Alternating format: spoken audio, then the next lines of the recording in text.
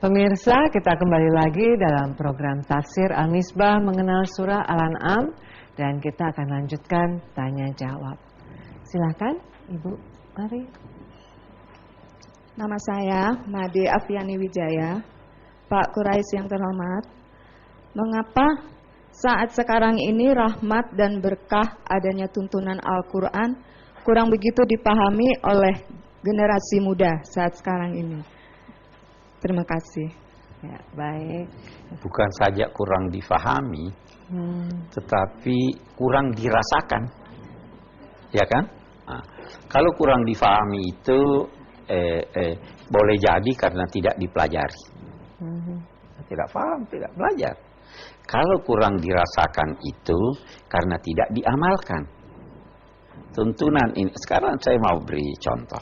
Kira-kira Anda diberi obat,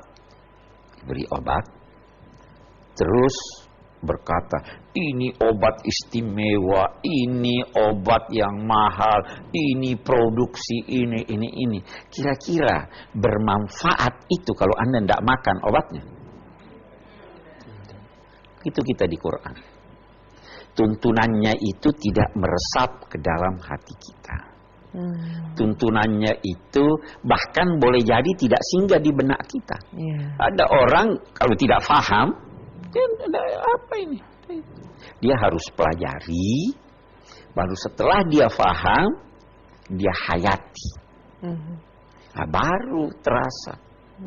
Bisa jadi juga tuntunannya itu yang diamalkan cuma ibadah ritual. Cuma salat, tidak diamalkan ibadah sosialnya. Cuma pergi haji, tidak diamalkan bagaimana itu zakat, ya kan? Boleh jadi juga dia tidak terasakan karena kegiatan-kegiatan kita bersifat individual atau kecil-kecilan. Bisa jadi juga kita berebut lahan. Umat Islam berebut lahan. Iya, betul. Kenapa kita tidak bagi? Satu orang fokus rumah sakit. Yang sudah ada urus rumah sakit, ini tidak usah nih. Kamu urus pendidikan. Ini uangnya sedikit, semuanya jadi sedikit. Ini tidak dirasakan. Tidak sesuai dengan tuntunan Al-Quran. Saya kira itu sebabnya. Oke. Selanjutnya, silakan Pak. Nama saya Ali Rahman. Pak Quraisy yang saya hormati, di ayat ini disebutkan bahwa Nabi Musa diberikan kitab oleh Allah. Di ayat lain, kalau tidak salah dalam surah Al-Baqarah disebutkan bahwa Nabi Musa diberikan kitab Al-Furqan. Wa ataina Musa kitaba wal Furqan. Apakah ini dua hal yang berbeda? Mohon penjelasan. Terima kasih. Baik. Bisa saja ada dua sifat yang berbeda yang disandang oleh satu. Saya bisa berkata, Bapak ini orangnya peramah dan dermawan. Beda enggak peramah dan dermawan? Beda ya. Iya.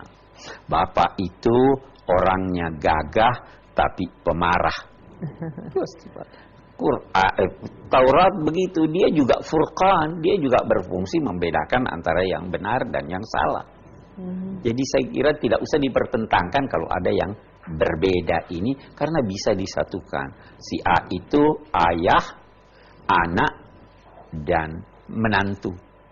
Bisa kan? Oke, baik Pak. Mohon kesimpulannya dari penjelasan kali ini. Kesimpulan kita bahwa Allah menurunkan kitab suci sebagai petunjuk. Allah menurunkan Al-Quran supaya tidak ada dalih bagi siapapun di hari kemudian untuk berkata saya tidak tahu.